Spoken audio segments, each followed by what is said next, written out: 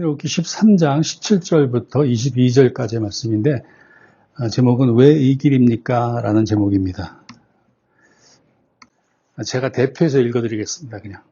바로는 마침내 이 이스라엘 백성을 내보냈다. 그러나 그들이 블레셋 사람의 땅을 거쳐서 가는 것이 가장 가까운데도 하나님은 백성을 그 길로 인도하지 않으셨다.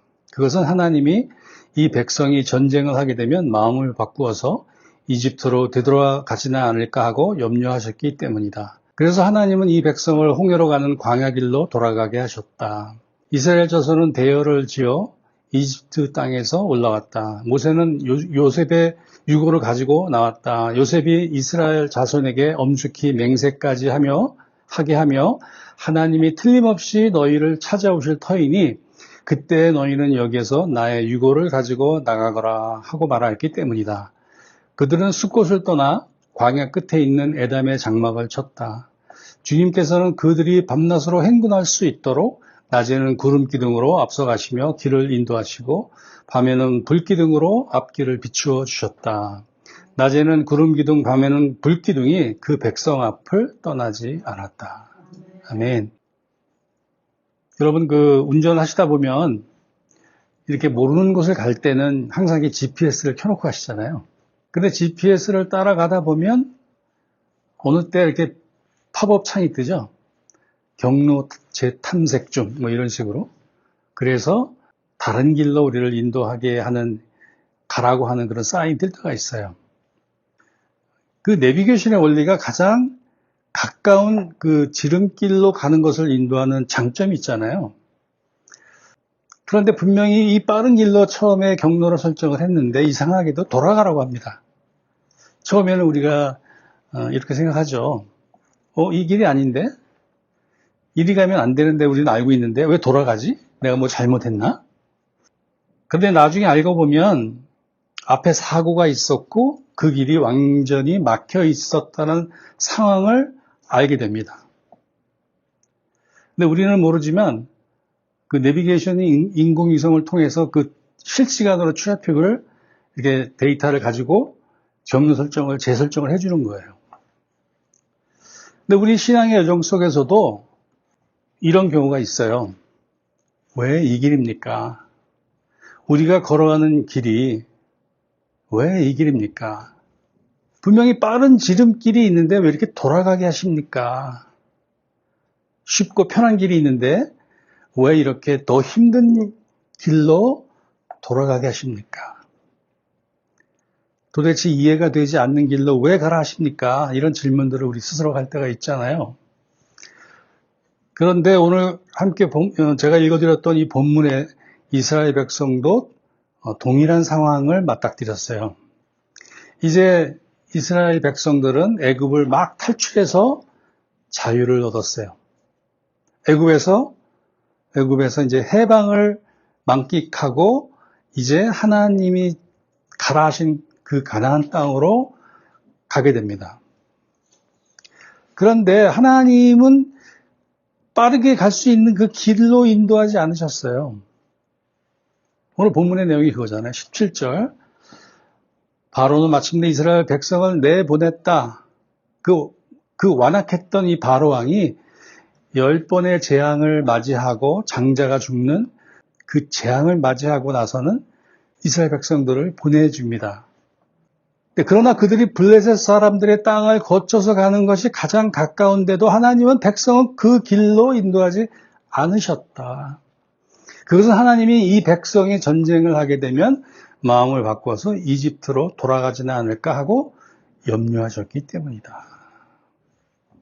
이 17절의 내용이 좀 긴데요. 자, 우리 지도를 한번 봅시다. 람셋이라는 이곳에서 출발했어요. 이스라엘 민족이. 그런데 여기서 람셋에서 가나안으로 가려면 이렇게 가면 돼요. 이렇게 가면 돼요. 근데 요 길 선상에 블레셋 족속들이 살고 있었다라는 거예요. 이 블레셋 족속들이 지금의 중동의 팔레스타인이라고 부르는 그 족속이 그 당시에는 블레셋이라고 불렸어요. 그런데 이렇게 가면 가까운데 하나님이 이렇게 가라 하셨다라는 거예요. 이렇게 이렇게 해서 가데스 바네아에서 다시 돌아서 이렇게 해서 이쪽 그 여리고 근처에 가나안 땅으로 가게 합니다. 이렇게 가면 한 40일이면 갈 수 있는 길인데 40년을 돌아가게 합니다. 이렇게. 왜 그랬을까요?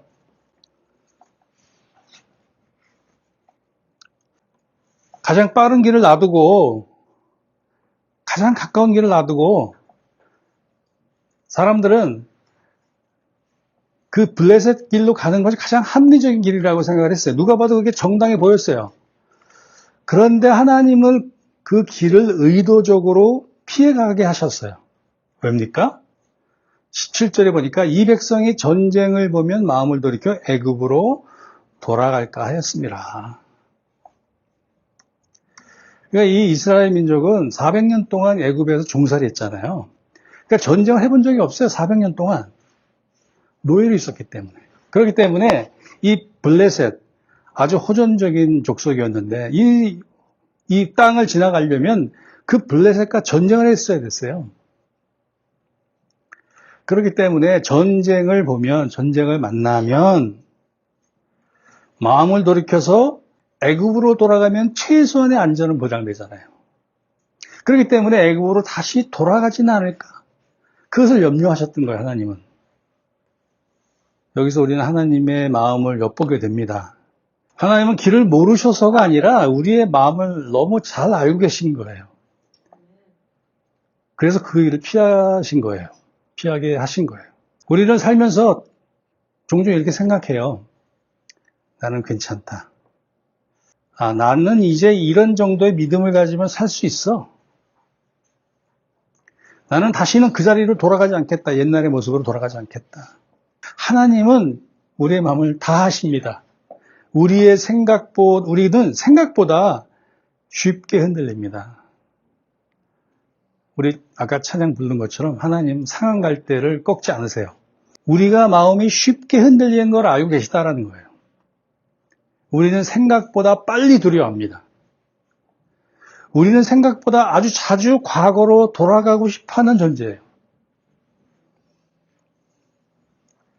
여러분, 이스라엘 백성에게 애굽은 고통의 장소였어요. 고통의 장소. 노예의 자리였어요. 억압과 눈물의 땅이었습니다. 그런데 이 이스라엘 민족은 조금만 어려워지면 그들이 이렇게 얘기했어요. 광야에서도 차라리 애굽으로 돌아가자. 이것이 인간의 비극이에요. 자기들이 노예로 살면서 고통스러워했던 자리인데도 그 애굽이 익숙하다는 이유로 다시 그곳을 그리워하는 존재예요. 우리가 다시 믿음이 없던 그 시절, 내가 그냥 마음대로 살고 세상에서 허락되어지는 거는 내가 모든 걸 다 누리면서 내 마음대로 살겠다. 그러니까 그러한 곳으로 다시 돌아가고 싶어하는 인간의 그 심리가 있다는 거예요. 그것을 하나님께서 아신다라는 거예요. 그래서 하나님은 우리가 얼마나 익숙한 곳으로 다시 돌아가려고 하는 그 비극적인 삶을 사는 인간이라는 것을 알고 있어요, 하나님이. 그래서 하나님은 그런 이유로 우리를 빠른 길로 인도하지 않으세요. 우리가 가끔 어려운 일을 만나면 해석을 잘해야 됩니다. 나는 하나님을 믿었는데 왜 이런 삶을 살아야 되지? 나 왜 이런 일을 당해야 되지? 이렇게 해석을 하면 우리는 한없이 비참한 인생이 되는 거예요. 하나님을 믿으면서도 말이죠. 그래서 하나님은 절대로 빠른 길로 인도하지 않으세요. 그 빠른 길이라는 의미는 여러분 각자 해석하시기 바랍니다. 편안한 길, 안락한 길, 여러분의 자유가 있는 길, 여러분이 마음대로 할 수 있는 그런 길로 하나님 인도하지 않으세요. 왜냐하면 그 빠르고 편해 보이는 그 길은 여러분들을 하나님이 원하시는 목적지로 데려가지 못할 수가 있어요. 여러분, 이스라엘 민족이 전쟁을 만나면 그들은 무너질 겁니다. 반드시 무너질 겁니다. 왜? 그들은 400년 동안 노예의 삶을 살았었고 전쟁을 해본 적이 없어요. 그렇기 때문에 무서워서 다시 애굽으로 돌아갈 겁니다. 그런데 하나님 그걸 다 아신다는 거예요. 이게 하나님의 깊은 사랑입니다. 그럼에도 불구하고 그 비극적인 인생을 살아가고 있는 하나님을 원망하는 물이 없다, 먹을 게 없다, 불평불만하던 그 민족을 버리지 않으셨다라는 거예요, 광야에서. 그러니까 하나님께서는 가장 효율적인 길을 주지 않으세요. 우리가 인간이 보기에 가장 효율적인, 합리적인 길로 가게 하실 것 같잖아요, 우리는. 그런데 하나님은 우리를 끝까지 가게 하시는 길을 인도하신다는 거예요. 우리가 그 길을 걸어갈 때 포기하지 않고 끝까지 걸어갈 수 있는 길로 인도하신다는 거예요. 여러분 믿으십니까? 이 믿음이 여러분한테 있어야 여러분의 삶에 다가오는 그런 어려움들이 바로 해석이 되는 거예요. 우리는 묻습니다. 신앙생활 하면서도 이 길입니까? 이 길이 맞는 길입니까? 왜 이렇게 돌아가야 합니까? 왜 더 힘든 길로 가라 하십니까? 여러분 중에 이렇게 지금도 묻고 계실지도 모르겠어요. 그런데 하나님이 이렇게 물어보시는 거예요. 그 질문에. 내가 원하는 그 길로 가면 너는 끝까지 갈 수 있겠느냐? 하나님이 인도하는 길이 안전합니까? 내가 가고자 하는 길이 안전합니까? 하나님이 인도하시는 길이 힘들고 어려워도 우리가 하나님의 뜻에 맞는 그 길, 하나님이 목적하시는 그 곳까지 끝까지 갈 수 있다는 거예요. 하나님은 우리의 능력을 기준으로 길을 열어주시지 않으세요. 하나님은 우리의 능력을 기준으로 길을 정해주시는 게 아니라 우리의 연약함을 기준으로 길을 주시는 거예요. 여러분들이 가장 나약하고 여러분들이 가장 연약한 부분을 감안하셔서 그 길을 주신다는 거예요. 하나님 우리가 넘어질 것을 아십니다. 넘어지지 않도록 길을 바꾸십니다. 어떨 때는 돌아갈 것을 아시기 때문에 때로는 돌아가지 못하는 막힌 길을 열으실 때가 있다는 거예요. 그래서 때로는 하나님의 인도하심이 때로는 이해가 되지 않아요. 우리는 이해할 수가 없어요. 논리적으로 맞지 않고 감정적으로도 납득이 안 돼요. 어떨 때는. 그리고 현실적으로 비효율적으로 보입니다. 우리를 부르시고 인도하시는 그 길에는 하나님의 숨어있는 그 깊은 의도가 있어요. 그게 뭐냐면, 이유는 단 하나, 그게 뭐냐면 우리를 지키기 위함이에요. 인생을 살아오시면서 여러분들이 원치 않았던 길을 대부분 살잖아요. 우리는 내일 무슨 일이 일어날지 몰라요. 우리는 내일 우리 건강을 잃어버릴 수도 있어요. 우리는 내일 오늘이 마지막인 인생을 살 수도 있어요. 그러나 하나님께서 우리에게 걸어가라 하신 그 길을 뚜벅뚜벅 순종하며 걸어갈 때 하나님 우리를 도와주신다는 거예요. 우리를 지켜주신다는 거예요. 믿음을 지키고 구원을 지키고 특별히 하나님과의 관계를 지켜주실 수 있도록 우리의 삶을 보호하신다는 거예요. 그래서 우리는 이 질문을 바꿔야 합니다. 왜 이 길입니까? 라고 물어보는 그 순간 왜 이 길입니까? 라고 물어보는 대신에 이 길을 통해서 하나님이 나를 어디까지 지키고 계시는가? 여기에 이 질문이 이렇게 바뀌어야 된다는 거예요. 이 길을 통해서 하나님이 내게 무슨 일을 하실 것인지를 갈망하는 그런 마음의 질문으로 바뀌어야 한다는 거예요. 우리 19절 한번 볼까요? 19절. 19절에 아주 굉장히 그 의미심장한 말씀이 나옵니다. 모세는 요셉의 유고를 가지고 나왔다. 이 모세와 요셉의 이 간극은 몇백 년의 차이잖아요. 그죠? 근데 이 모세가 요셉의 유고를 출애굽할 때 가지고 나와요. 여호수아를 시켜서 가져오라 해가지고. 요셉이 이스라엘 자손에게 엄숙히 맹세하며 하게 하며 하나님이 틀림없이 너희를 찾아오실 터이니 그때 너희는 여기에서 나의 유고를 가지고 나가거라. 요셉이 죽고 400년 동안 이스라엘 민족이 종살했잖아요. 그런데 요셉은 죽을 때 하나님의 그 언약을 붙잡고 있었다라는 거예요. 하나님이 너희를 틀림없이 찾아오실 터이니 그때 너희는 여기서 나의 유고를 가지고 나가거라. 생명이 없는 그 뼈조각이라도 그 유골이라도 가지고 나가라는 거예요. 놀랍지 않습니까? 이 출애굽의 사건은요, 단순한 역사적인 사건이 아니에요. 이건 신앙의 선언이에요. 신앙의 선언. 요셉은요, 애굽에서 성공한 사람이었어요. 갈대바구니에 비록 죽음을 면했지만 갈대바구니를 통해서 총리였어요. 부자였어요. 부를 가진 사람이었어요. 안정된 삶을 살았습니다. 그런데도 요셉은 뭐라고 했냐면 나는 이곳에 속한 사람이 아니라고 늘 생각했어요. 그 하나님을 향해서 항상 마음속에 갈망이 있었다라는 거예요. 하나님을 생각하면서 늘 살았던 것 같아요. 근데 그 얘기가 아까 제가 읽어드린 그 내용인데 그 내용이 창세기 50장에 창세기 마지막 장에 나와요. 창세기 50장 24절 25절인데 하나님이 반드시 너희를 돌보시고 너희를 이 땅에서 인도하여 내실 것이라. 너희는 여기서 내 해골을 메고 올라가라.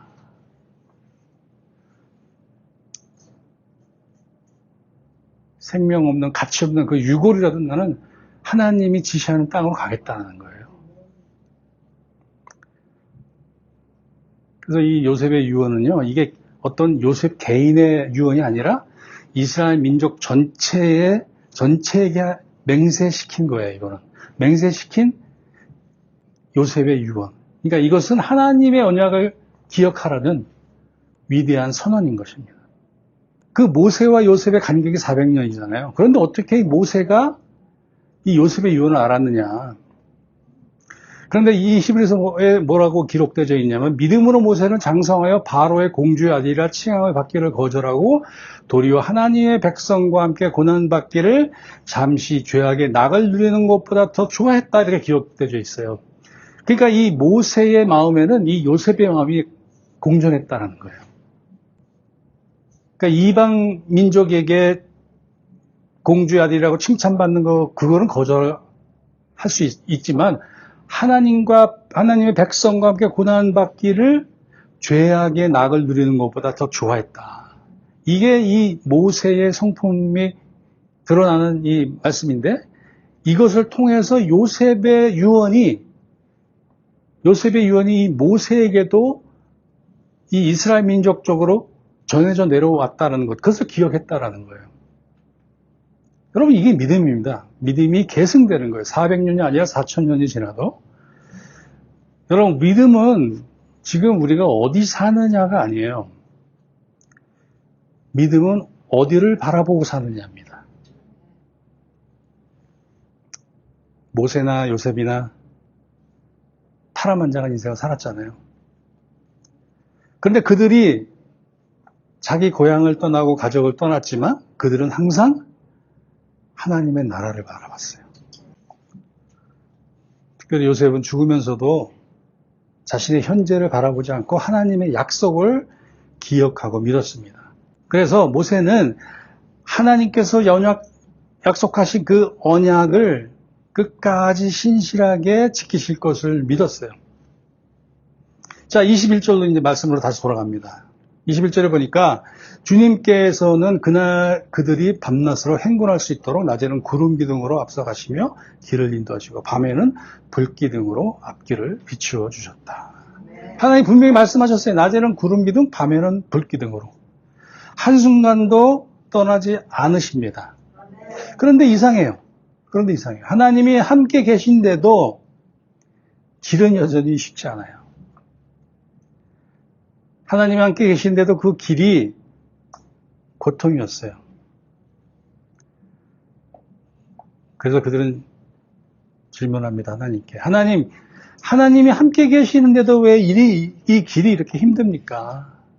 하나님 우리가 동행하시는데 왜 이 길이 이렇게 힘듭니까? 이 질문의 해답은요. 출애굽기에 드러나지 않아요. 출애굽기를 아무리 읽어도 그 해답은 없습니다. 드러나 있지 않아요. 그런데 이 질문, 왜 하나님이 나랑 함께 하시는데도 불구하고 내 길은 이렇게 힘듭니까?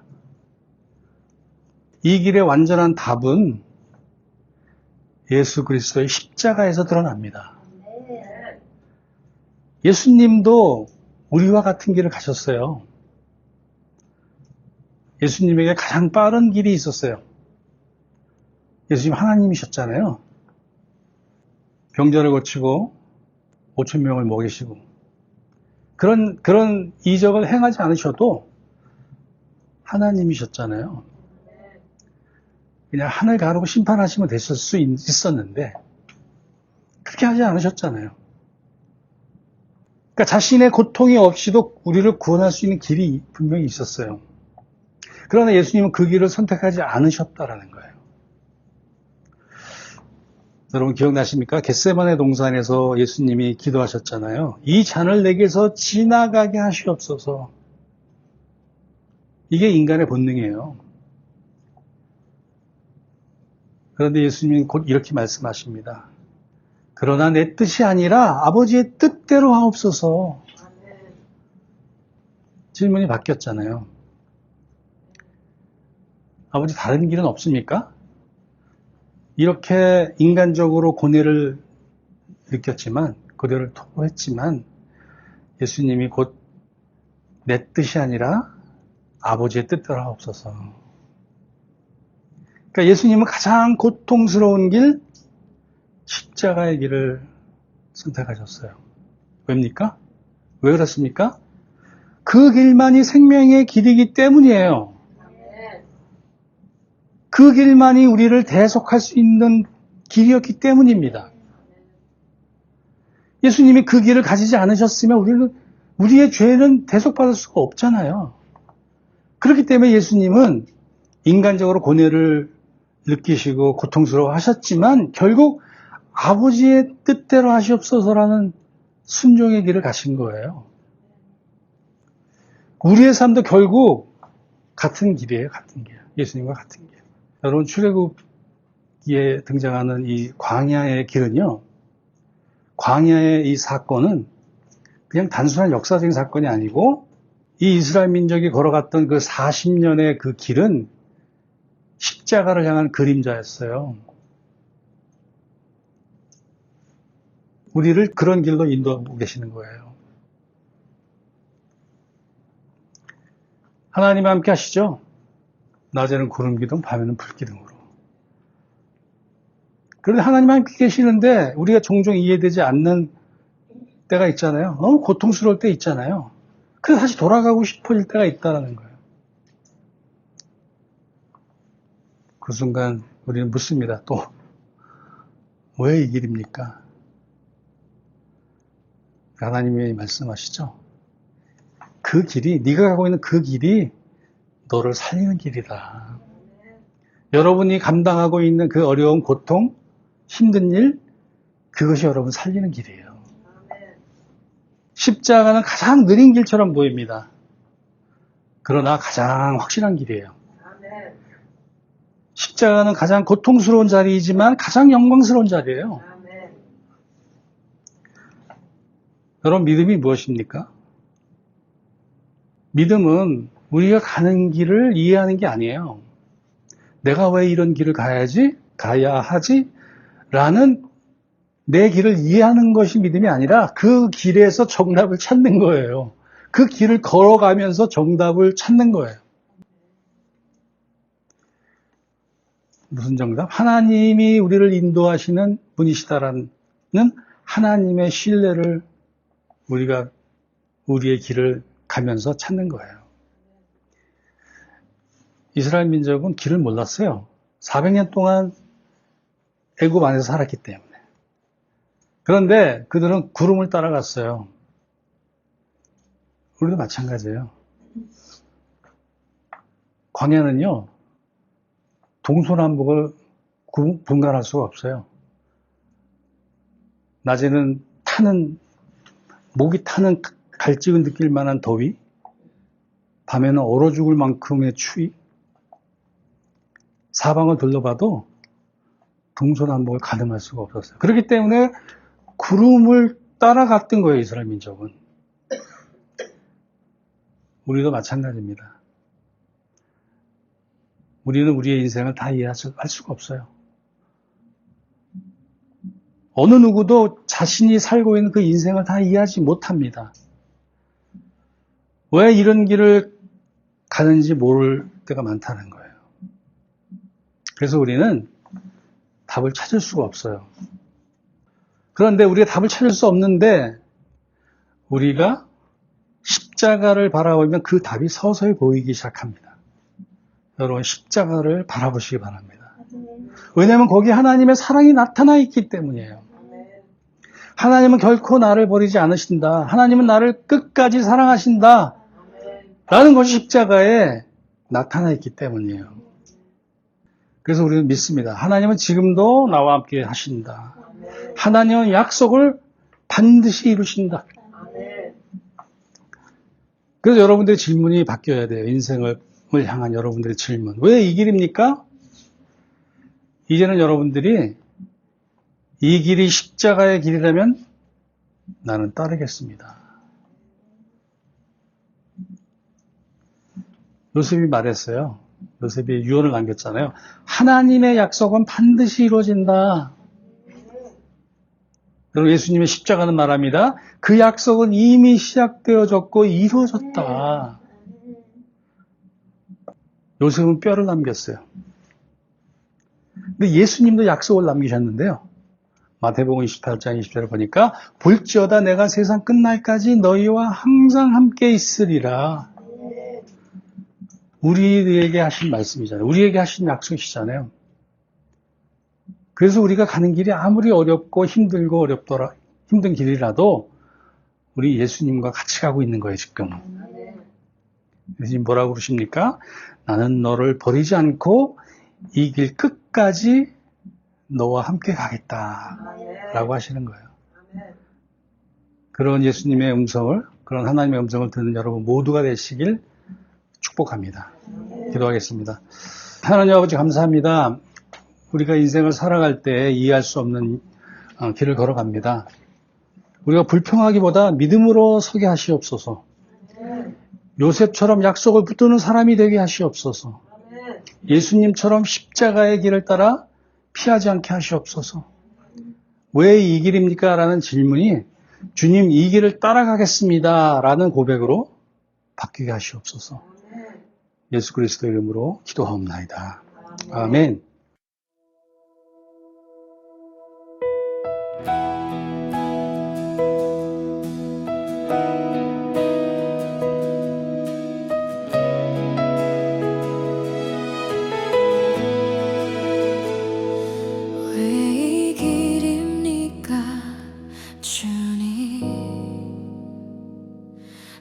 돌아가는 이 길 위에 알 수